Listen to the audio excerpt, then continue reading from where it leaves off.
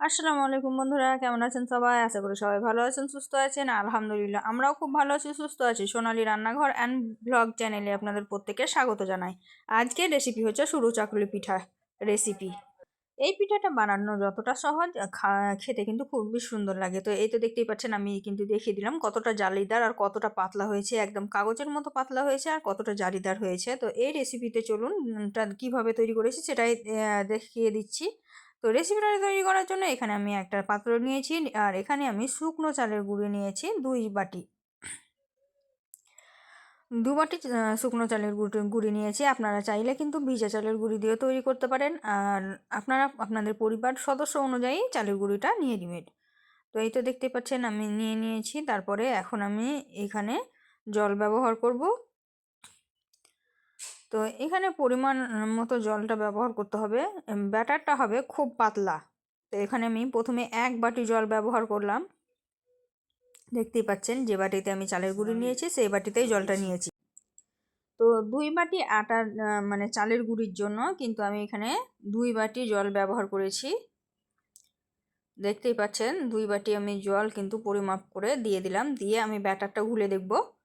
তা আপনারা যদি প্রথমবার বানিয়ে থাকেন তাহলে কিন্তু অল্প অল্প করে জল দিয়ে অল্প অল্প করে ঘুলে নেবেন। এটা যেহেতু আমি সবসময় বানিয়ে থাকি, তার জন্য কিন্তু আমি নিজের মতো করে দিয়ে দিয়েছি। তো এখানে 3 বাটি জল আমি অ্যাড করে দিলাম। দেখতেই পেলেন আমি 3 বাটি জল অ্যাড করলাম, দিয়ে নাড়াচাড়া করে দিয়েছি। 2 বাটি আটার জন্য 3 বাটি জল একদম পারফেক্ট সুন্দর হয়েছিল। আর এটা কিন্তু আমি প্রায়ই বানাই, তার জন্য কিন্তু আমাকে আর মাপ করতে হয় না, শুধুমাত্র আপনাদেরকে দেখানোর জন্য আমি মাপটা করলাম। তো এদিকে আমি স্বাদ মতো লবণটা দিয়ে দিলাম। 1 চামচের থেকেও অনেক কম দিয়েছি লবণটা, কারণ এইসব পিঠেতে মানে খুব কম পরিমাণে লবণ লাগে। খুব বেশি লবণ দিলে কিন্তু ভালো লাগে না। তো এইরকম থিকনেস হবে, দেখুন আমি দেখাচ্ছি। এরকম পাতলা করে একদম ঘুলে নিতে হবে। আর এখানে কিন্তু একটু দলা পাকিয়ে নাই, দেখতেই পাচ্ছেন।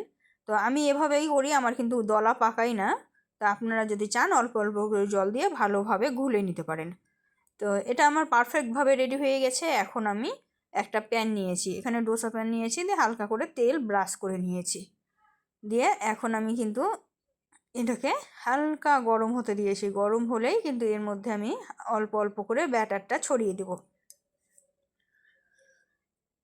তো দেখতে পাচ্ছেন আমি অল্প অল্প করে ব্যাটারটা ছড়িয়ে দিচ্ছি। এভাবেই কিন্তু অল্প অল্প করে ব্যাটার দিয়ে ডোসা প্যানটাকে একটু ঘুরিয়ে ঘুরিয়ে দিবেন, তাহলে কিন্তু একদম সুন্দরভাবে নিজের নিজের জায়গায় এসে শেপ নিয়ে নেবে। সুন্দর একদম গোল আর একদম জালিদার পিঠা রেডি হয়ে যাবে। আমরা এটাকে ছিটা পিঠা বলি, আমাদের এদিকে সবাই ছিটা পিঠা বলে, আমরা ছিটা পিঠা বলি। কিন্তু ইউটিউবে দেখছি সবাই নাকি সরু চাকলি পিঠা বলছে। তো তার জন্য আমি ওইটাই বললাম। তো এই তো আমি দিয়ে দিলাম। দিয়ে খুব যদি সময় লাগে 1 মিনিটের মধ্যেই কিন্তু এটা একদম রেডি হয়ে যাবে। এর থেকে বেশি সময় লাগবে না।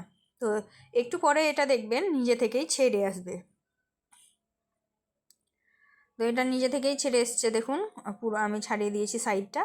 দিয়ে আমি উল্টিয়ে দিলাম, দেখুন কত সুন্দর, একদম খুন্তিরও ব্যবহার করতে হলো না, অটোমেটিক ছেড়ে চলে এসেছে। নিজে থেকে উল্টিয়ে দিলাম, দেখুন কত সুন্দর করে। তা আমি উল্টিয়ে পাল্টিয়ে সুন্দর করে সেঁকে নিয়ে এলাম। এই তো দেখতেই পাচ্ছেন কতটা সুন্দর হয়েছে, একদম জালিদার হয়েছে। আমি দেখাচ্ছি আপনাদেরকে, দেখুন একদম জালিদার হয়েছে, পারফেক্ট হয়েছে। আমি এখন এটাকে তুলে আপনাদেরকে দেখাচ্ছি। এই দেখুন কতটা পারফেক্ট হয়েছে, একদম কাগজের মতো পাতলা আর একদম জালিদার হয়েছে। তো এভাবেই আমি রেডি করে নিয়েছি। এখন আমি এটাকে নামিয়ে নিয়েছি। তো এখন আমি এটাকে রোলের মতো করে জোড়ে নেব, যাতে করে দেখতে ভালো লাগবে। আর খাওয়ার সময় অটোমেটিক সমান করে ছাড়াও যাবে, আবার এই রোল করাও যাবে। তো এটা যাতে দেখতে সুন্দর লাগে, ভালো লাগে, তার জন্য কিন্তু আমি এভাবে রোল করে নিয়েছি। তো এটা দেখতেই পাচ্ছেন আমি রোলটা করে নিচ্ছি। আর কত সহজে হচ্ছে দেখুন, একদম যেহেতু এটা একদম অনেক নরম থাকে, একদম সুপার সফট, তার জন্য দেখুন কত সুন্দরভাবে হয়ে গেল। তো একইভাবে কিন্তু আমি আর একটা পিঠা তৈরি করে নেব। তো আমি সেম প্রসেসে আবারও ব্যাটার দিয়ে দিচ্ছি, দেখুন অল্প অল্প করে ব্যাটারটা ছড়িয়ে দিচ্ছি। এর একইভাবে আমি ঘুরিয়ে ঘুরিয়ে দিচ্ছি। এভাবেও আপনারাও ঘুরিয়ে ঘুরিয়ে কিন্তু তৈরি করে নেবেন, অল্প অল্প অল্প করে দিবেন, তাহলে কিন্তু পাতলা হবে একদম কাগজের মতো, আর খেতেও কিন্তু খুব টেস্টি হবে। এভাবে সরু চাকলি রুটি তৈরি করে যে কোনো মানে খেজুরের সঙ্গে খান বা দুধের সঙ্গে ভিজিয়ে খান বা মাংসর সঙ্গে খান, খুবই সুন্দর লাগে। আর শীতে তো পিঠাপুলি খেতে খুবই টেস্টি লাগে। তো একবার হলেও এভাবে তৈরি করে দেখবেন, খুব সহজ রেসিপি, খুব সহজেই তৈরি করা যায় আর খেতেও কিন্তু খুব সুস্বাদু লাগে। তো একই প্রসেসে কিন্তু আমি সবগুলো রেডি করে নিয়েছি, দেখতেই পাচ্ছেন কতটা জালিদার হয়েছে, কত সুন্দর হয়েছে। তো এগুলোকে আমি সবগুলোকে একদম একটা থালার মধ্যে নিয়ে নিয়েছি, রেডি করে নিয়েছি। দেখুন প্রত্যেকটা পিঠাই আমি রেডি করে নিয়েছি, তারপরে কিন্তু থালার মধ্যে এইভাবে সাজিয়ে নিয়েছি যাতে করে দেখতে সুন্দর লাগে তার জন্য। তো আজকের রেসিপিটা কেমন লাগলো কমেন্টে জানাবেন, আর যদি ভালো লেগে থাকে অবশ্যই একটা লাইক শেয়ার কমেন্ট করতে ভুলবেন না।